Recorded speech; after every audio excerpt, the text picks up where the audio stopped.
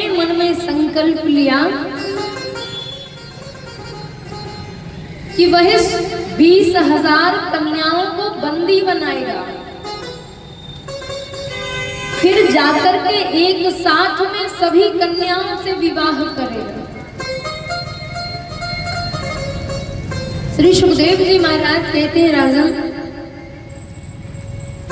जब ऐसा मन में भाव आया उस दैत्य के, तो उसने 16,100 कन्याओं को बंदी बनाया।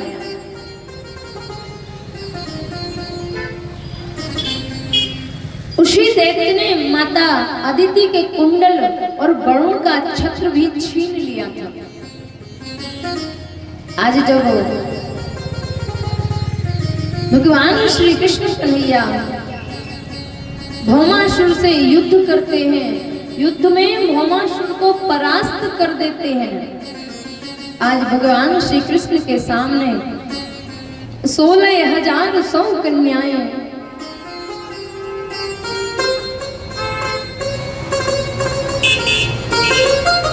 कहा, प्रभु अब हम कहाँ जाओगे? भगवान ने कहा, आप अपने अपने घर जाओ।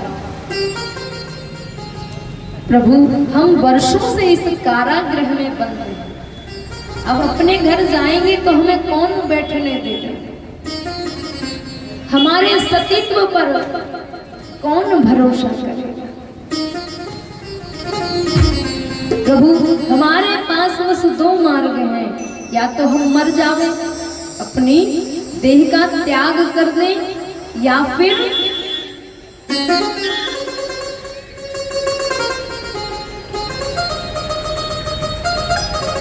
अपनी देह का त्याग कर देवे, या फिर गलत मार्ग पर चले जावे।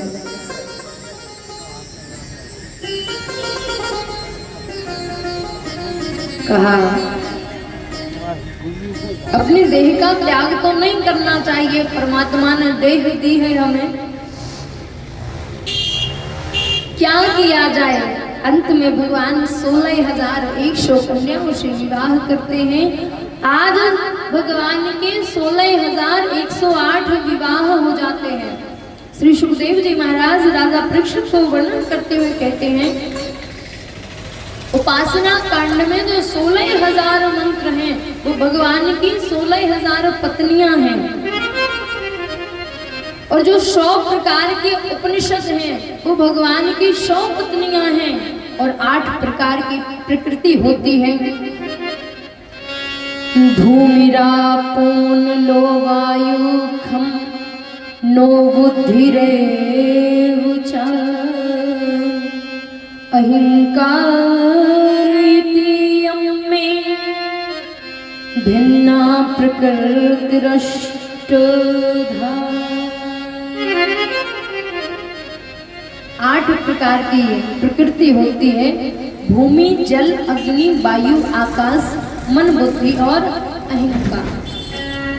ये 8 प्रकृति भगवान की पटरानियां बनकर के आई।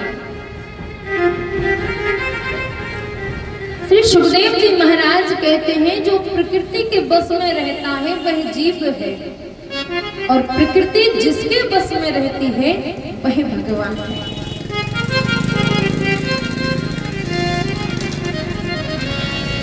मैया रुक्मणी और भगवान श्री कृष्ण के प्रथम पुत्र हुए, जिनका नाम है प्रद्युम्न।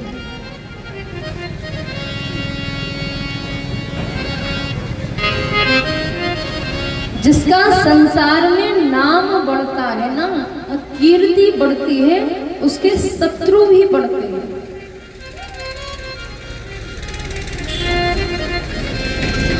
आज भगवान श्री कृष्ण के शत्रुओं की कोई कमी नहीं।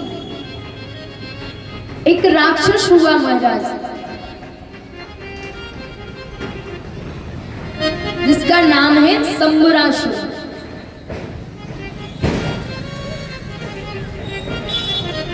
त्रिशूलका के रूप में द्वारिका में प्रवेश कर गया और प्रद्युम्न जी को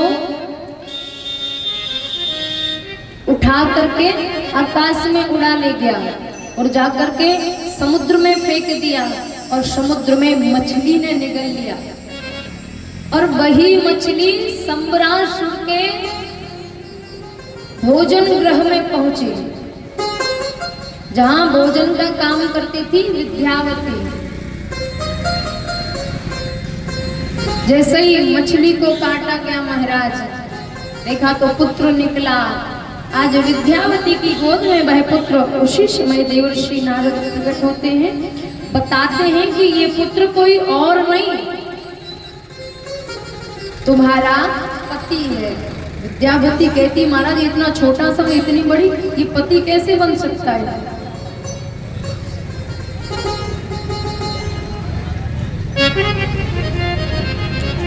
तो देवर्षि नारद विद्यावती को पूर्व जन्म की कथा स्मरण कराते हैं कि जब देवताओं की कार्य सिद्धि के लिए भगवान शिव ने कामदेव को भस्म किया, तब मैया रति को वरदान दिया था कि जब द्वापर में भगवान कृष्ण अवतार लेंगे, उनके पुत्र प्रद्युम्न के रूप में ही तुम्हें तुम्हारे पति पुनः प्राप्त हो जाएंगे। आज विद्यावती को प्रद्युम्न प्राप्त हुए। जब भगवान श्री कृष्ण को पता चला, यथावत प्रद्युम्न और विद्यावती का विवाह किया गया। ये रुक्मणी जी को कभी क्रोध करते हुए नहीं देखा। इनके मुख पर इनकी जो आभा है, इस पर हमने कभी क्रोध नहीं देखा। और सबसे ज्यादा पता कौन रूठता था? सत्यभामा, क्योंकि उनके मायके से ज्यादा मिला था। अब जो मणि नित्य प्रति 8 बार सोना दे, तो मायके का पलड़ा भारी रहता है। तो सबसे ज्यादा सत्यभामा रूठती थी। आज भगवान ने सोचा कि सब रूठती हैं, आज हम ये देखना चाहते हैं कि रुक्मणी जी को क्रोध आता है कि नहीं। आज रुक्मणी मैया से भगवान श्री कृष्ण कहते हैं, राजपुत्री क्षिता भूपेर लोक पाल विभूति भगवान कहते हैं रुक्मणी जी, तुमने पहली गलती की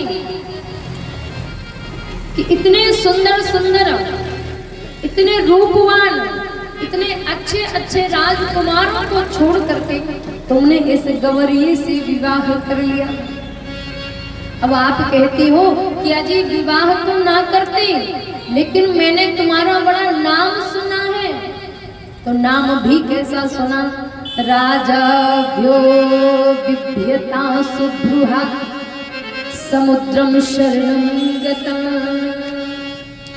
राजाओं के भय से मैं समुद्र में छिपा हुआ हूँ। और रुक्मणी जी कोई जवाब नहीं देती, सुनती चली जा रही चुपचाप। भगवान कहते हैं, अगर तुमने इसलिए विवाह कर लिया कि मेरे बहुत अच्छे माता पिता हैं, बहुत अच्छा परिवार है, बहुत अच्छा वंश है, तो हमारे तो माता पिता का भी नहीं पता। कोई कहता है यशोदा का है, कोई कहता है देवकी का है, ये भी नहीं पता कि हूँ किसका। अगर तुमने इसलिए विवाह कर लिया कि मैं बहुत सुंदर हूँ, तो देखो काला तो मैं पहले से ही था, और कालिया नाग को मारा तो और काला हो गया, तो मेरे पास रूप भी नहीं है। भगवान कहते रुक्मणी जी, मेरे पास तो धन भी नहीं है, मेरे पास धन भी नहीं है, गौएं चराता, माखन चुराता, धन भी नहीं है, और मेरा नाम भी कौन लेता है? साधु संत महात्मा पकड़ रहते, उनके पास कुछ नहीं होता, बस मेरे नाम का ही आधार रहता उनके पास। ऐसे लोग तो मेरा जाप करते हैं, ऐसे लोग मेरा भजन करते हैं। बताओ, जब मुंह पे खुद ही खावे के टाइम नहीं हो, तो इन बाबाओं को कहा देवे, और फिर भी ये हमारो ही भजन करते रहे। रघुपति राघव राजा राम, पति के पावन सीताराम। ध्यान बजाते, कीर्तन करते, अवश्य खाते पीते रहते, ऐसे लोग तो हमारा भजन करते, ऐसे लोग तो हमारा नाम लेते हैं। और देखो अभी भी तुम्हारा मन हो तो हम शिशुपाल से तुम्हारा विवाह करा दें। भगवान ये बात कब कह रहे हैं? जब नाती हो गए और नाती के भी विवाह हो गए। रही बात हम और आप करते थे तो बुढ़े तो तुम हो ही गए, ऐसे लगे मानो सठिया गए हो। और कई मैया है तो भोजन भी नहीं देती कि जाओ, हमसे ऐसी बात करते हो 2 दिन के लिए खाना पीना बंद सब तुम्हारा। आज जब जैसे ही भगवान ने कहा कि अब इन्हें क्रोध आएगा, अब इन्हें क्रोध आया, लेकिन मैया रुक्मणी जी को क्रोध तो नहीं आया, लेकिन घबराहट हुई और मूर्छित हो गई। जैसे ही मूर्छित हुई, भगवान श्री कृष्ण ने अपने 4 हाथ प्रकट किए, 2 हाथों से मैया रुक्मणी को गोद में उठाया, एक हाथ से पंखा झलते हैं और एक हाथ से पसीना पोंछते हैं। जैसे ही शैया पर लिटाया, थोड़े समय बाद मैया रुक्मणी जी की मूर्छा जागी ना, तो हाथ जोड़ करके मैया रुक्मणी जी कहती है, प्रभु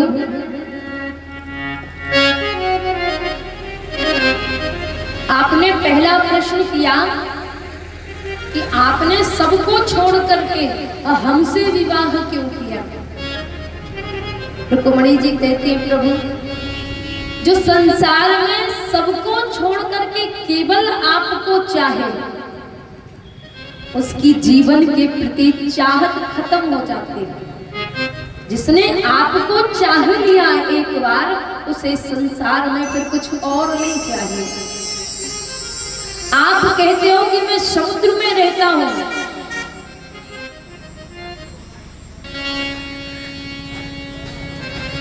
आप कहते हो कि मेरे माता पिता नहीं है।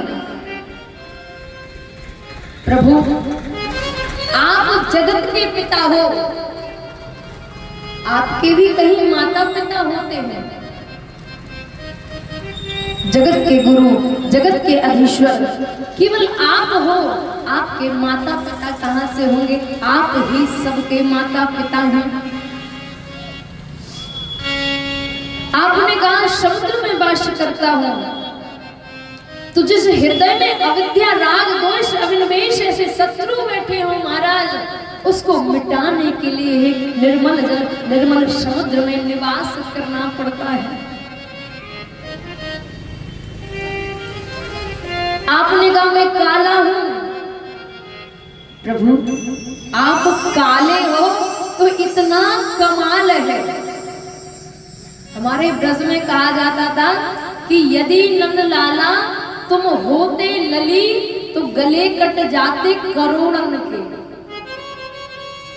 तुम लाला हो, काले हो, जब ये हाल है, अगर तुम गोरे होते तो पता नहीं क्या करते।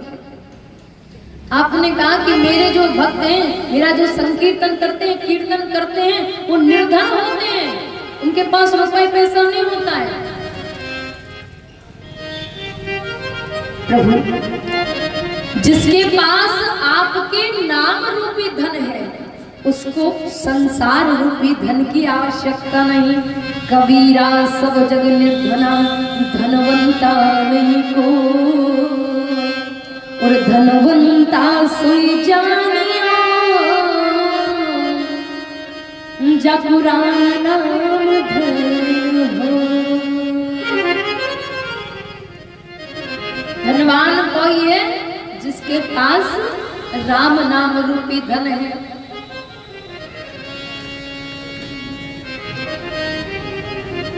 मीराबाई हमेशा कहती थी, आप सबने भी सुना होगा, पालो जी मेरे राम रतन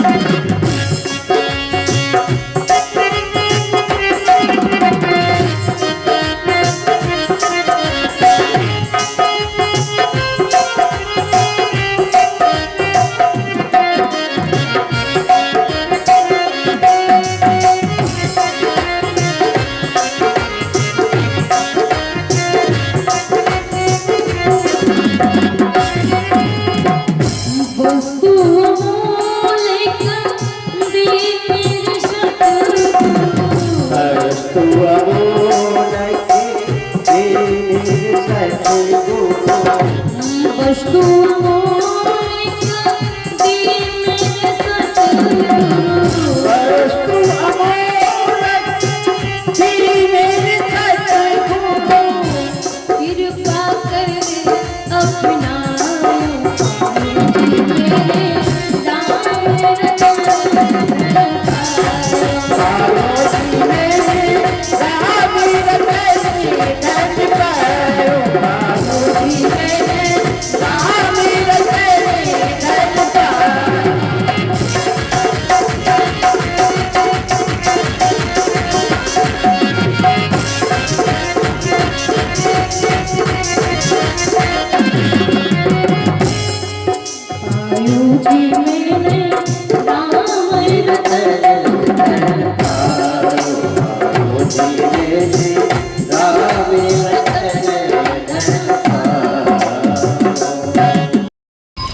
जो मीराबाई थी ना, उनके पिता थे रतन सिंह और मैया योगेश्वरी। गांव में किसी कन्या का विवाह था तो सब दूल्हे की प्रतीक्षा कर रहे थे। अब महिलाएं बैठी आपस में बातें करने लगी, इसका पति ऐसा होगा वैसा होगा, ऐसी बातें करने लगी। तो मीराबाई ने अपनी माँ से पूछा कि मेरा पति कौन है। अब छोटी सी मीराबाई, तो मैया को लगा कि ऐसे ही पूछ रही है, तो वहां पर भगवान श्री कृष्ण की प्रतिमा थी। अब ज्यादा परेशान किया मैया को, तो योगेश्वरी ने कहा मीराबाई से कृष्ण की प्रतिमा को दिखाते हुए कि ये है तेरा पति। और देखिए भाव, देखिए ये जो बाल्य अवस्था में हमारा जो सृजन होता है ना, वो बड़ा महत्वपूर्ण होता है।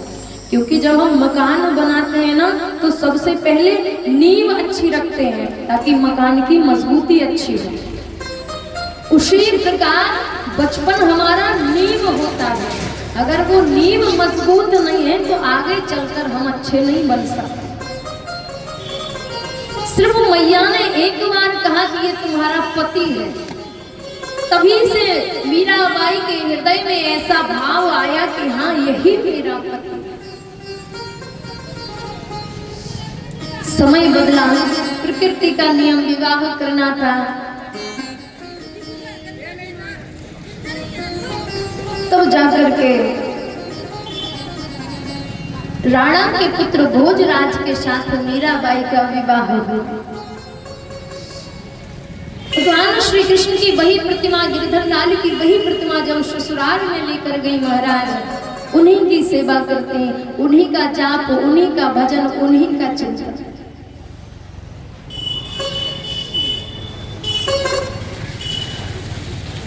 एक दिन का समय, मीराबाई भवन में अकेली थी और वो भगवान श्री कृष्ण से बात कर रही थी। तो उनकी ननद ने जाकर अपने भाइयों से कहा कि भाभी अकेले कमरे में और किसी पराये पुरुष से बात कर रही हैं। जैसे ही कमरा खोला महाराज, सारे कमरे में ढूंढा लेकिन कोई मिला नहीं। क्योंकि कथाओं में आपने सुना ना, ये परीक्षण की वस्तु है परमात्मा। जिसने परमात्मा को समझ लिया वही परमात्मा का हो गया। सबने सारे कक्ष में ढूंढा, किसी को कुछ नजर नहीं आया, लेकिन सारे कक्ष में मीराबाई को तो केवल गिरधर ही दिखाई पड़ते थे और दूसरा कुछ था ही नहीं। और वो प्रतिमा बोलती भी थी, मीराबाई के लिए बोलती भी थी। समय बदला, भोजराज की मृत्यु हुई। आज मीराबाई से कहा कि सती हो जाओ। मीराबाई ने कहा कि मेरा पति तो अमर है, ये पति मेरा नहीं, मैं इसके लिए क्यों मरूं? मेरो तो गिरधर गोपाल दूसरो ना कोई। ये जो मेरा पति है वो अमर है। बोले ऐसे वर को क्या बरो जो जन्मे और मर जाए, बरवरिए गोपाल को या से चुन लो जम अमर हो जावे। अगर बर बनाना ही है, पति यदि बनाना ही है तो भगवान श्री कृष्ण को बनाओ। अब पति की मृत्यु हो गई, मीराबाई ने गुरु बनाया रविदास, जिनका नाम रैदास भी है। आमेर में जगत शिरोमणि मंदिर महाराज जैसे ही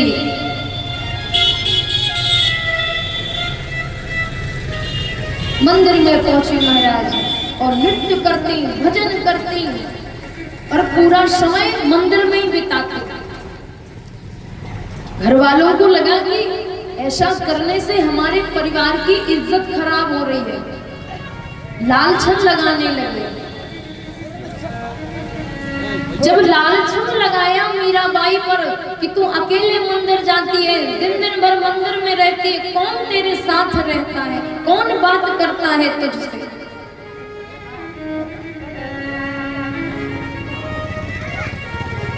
आश्रम के सामने जब राणा ने मीराबाई को विष दिया ना,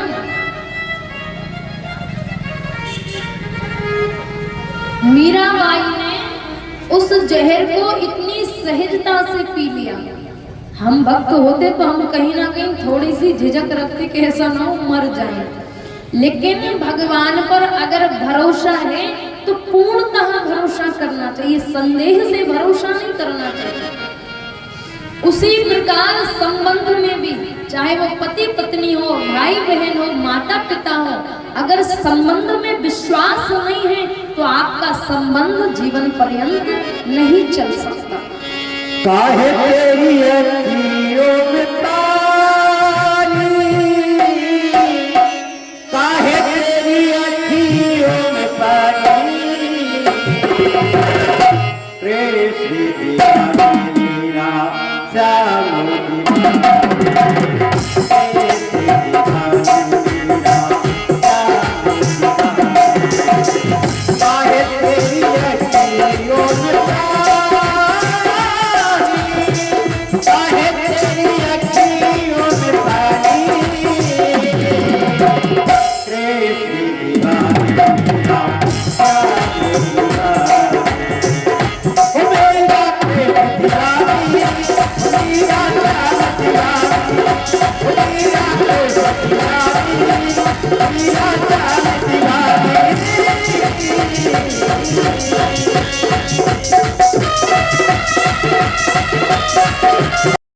गोलोक धाम में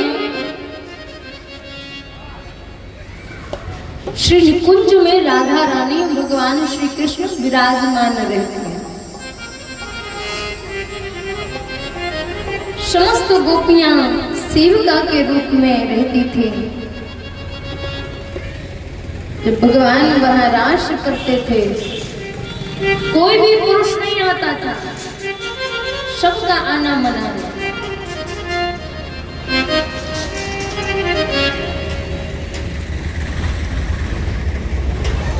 लेकिन ब्रज उपासना में वर्णन आया है,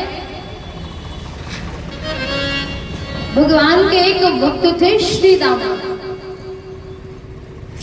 आज जब भगवान श्री राधा रानी के साथ बैठे थे तो श्री दामा को लगा कि भगवान हमेशा राधा रानी के साथ बैठते हैं, उनकी बात मानते हैं, उनका साथ देते हैं। भक्ति अलग मार्ग है, प्रेम अलग मार्ग है, ऐसा विचार श्री दामा के मन में आया।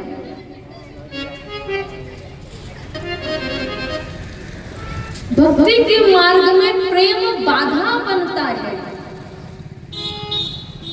आज जब एकांत में भगवान श्री दामा को मिले, श्री दामा कहते हैं प्रभु आप मेरे आराध्य हो, तो सबसे पहले श्री राधा का नाम क्यों लिया जाता है? जब भी कोई नाम लेता है राधे कृष्ण राधे कृष्ण, माना वो आपकी प्रियसी है, प्रेमिका है, लेकिन मैं केवल आपका भक्त हूँ और आप केवल मेरे अकेले आराध्य हो। राधा जी से मेरा कोई संबंध नहीं है।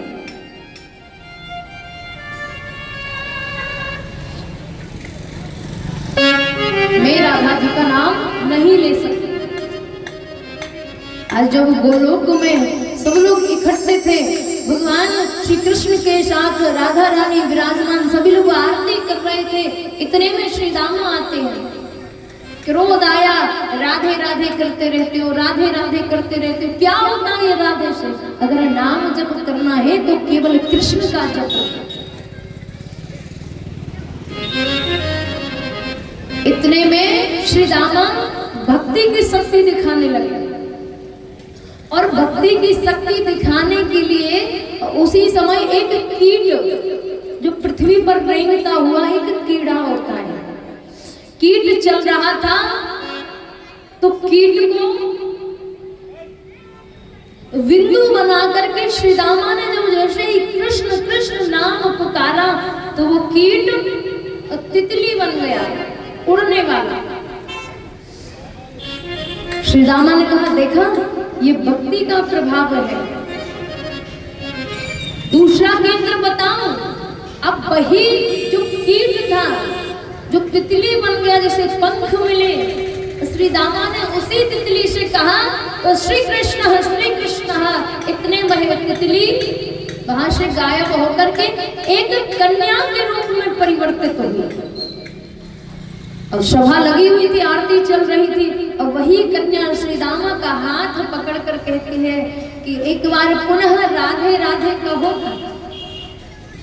ये बात श्री दामा जी को समझ नहीं आती, लेकिन क्योंकि श्री दामा भक्ति की पराकाष्ठा समझा रहे हैं और श्री कृष्ण श्री दामा को प्रेम की पराकाष्ठा समझा रहे हैं। ये दोनों बातें अलग अलग हैं। जब जैसे ही कहा कि देखो राधा राधा नाम लिया ना, तो ये कीट जलकर भस्म हो गया। जो कीट जलकर भस्म हो गया, राधा राधा नाम लिया। और वो तितली के लिए जब मैंने राधा राधा नाम लिया तो वो तितली भी जलकर भस्म हो गई। आज भगवान का हाथ पकड़ा और हाथ पकड़ करके श्री रामा ने भवन में बंद कर दिया भगवान। अब इधर अंतरात्मा से भगवान ने श्री राधा जी का स्मरण किया और राधा जी को लगा ये कृष्ण मेरा नाम ले रहा है, मुझे स्मरण कर रहा है। तो श्री राधा जी भागती भागती कक्ष के बाहर पहुंची। श्री दामा जी ने रोक लिया कि ये भक्ति का ग्रह है और इस ग्रह में प्रेम की कोई जगह नहीं है, क्योंकि प्रेम बंधन होता है और बंधन जीव को भक्ति से रोकता है। जब ऐसा कहा तो जाने से मना कर दिया।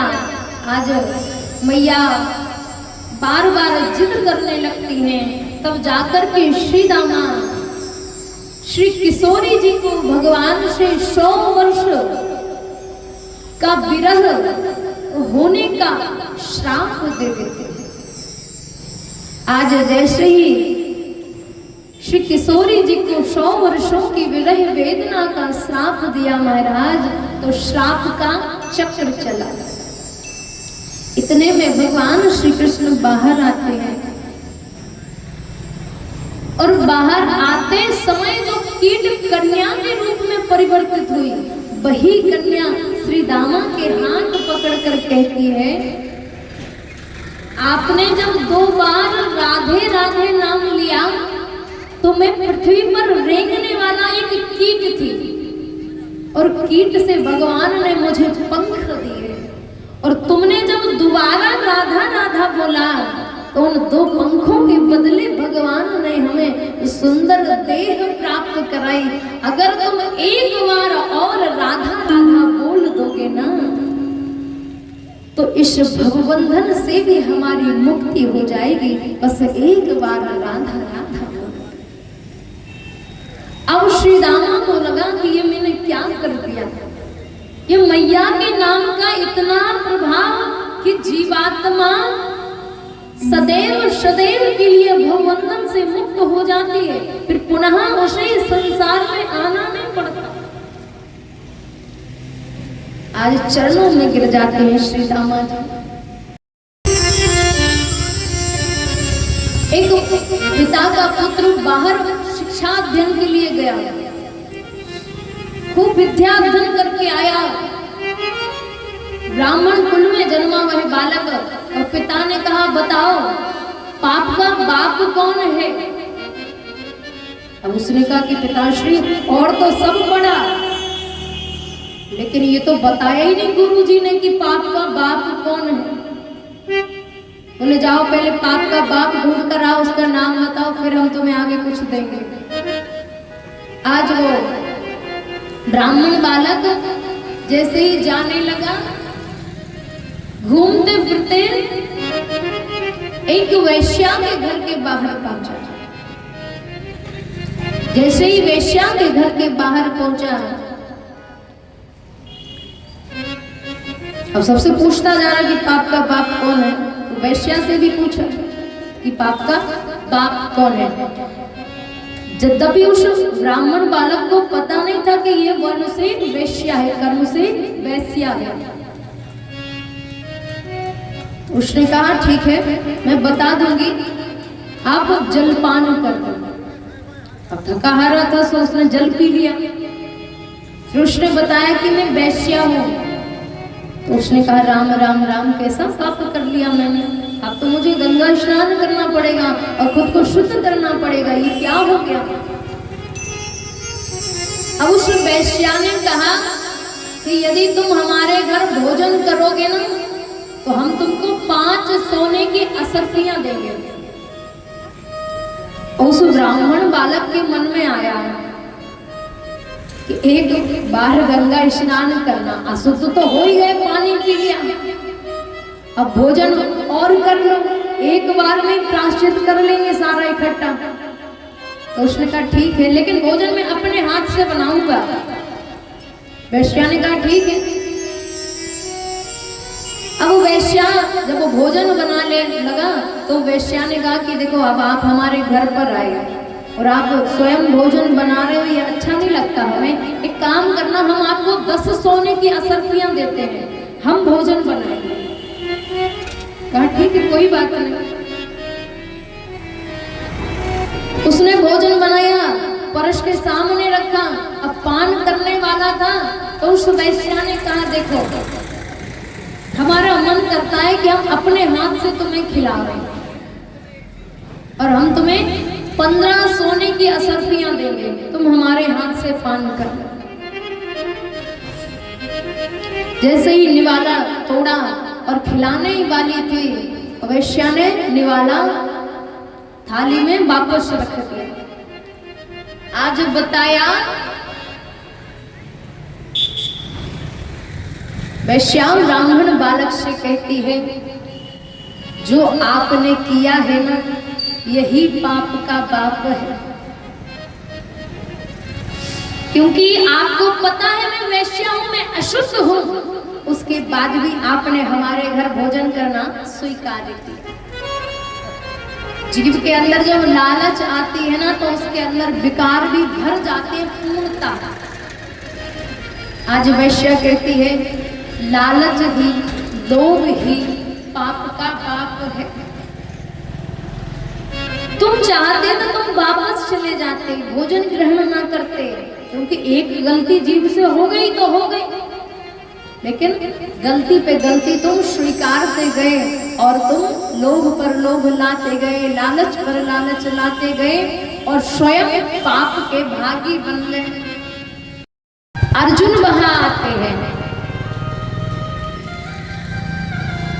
भगवान कहते हैं अर्जुन मेरे पद को स्पर्श कर। जैसे ही अर्जुन ने भगवान के पांव को स्पर्श किया, स्पर्श करने के बाद बचे कुचे यदुवंशियों को देवी लक्ष्मण को साथ लेकर जा रहे थे तो महाराज भीलों ने आक्रमण कर दिया। जब भीलों ने आक्रमण किया, सबको बचाने के लिए अर्जुन ने अपना गांडीव उठाया, लेकिन गांडीव काम नहीं कर रहा। क्यों नहीं किया? क्योंकि अर्जुन ने भगवान श्री कृष्ण को स्पर्श किया और भगवान को स्पर्श करते ही अर्जुन की सारी शक्ति समाप्त हो गई। वर्णन आया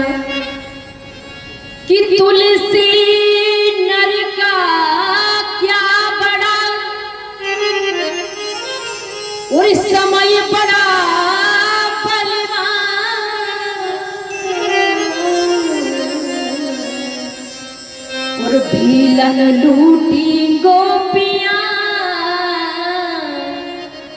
बे अर्जुन बेवा। जिस अर्जुन ने महाभारत में समस्त योद्धाओं को परास्त कर दिया, आज वही योद्धा भीलों के सामने घुटने टेक दिया। भीलन लूटी गोपियां बे अर्जुन बेवा। इसका मतलब क्या है? शक्ति हम में नहीं होती, भगवान शक्ति देता है। जब भगवान का साथ छूटा तो जो गांडीव धनुष मारा जिसमें इतनी प्रभुता थी, आज उसने भी साथ छोड़ दिया। प्रेम से बोलो वृंदावन।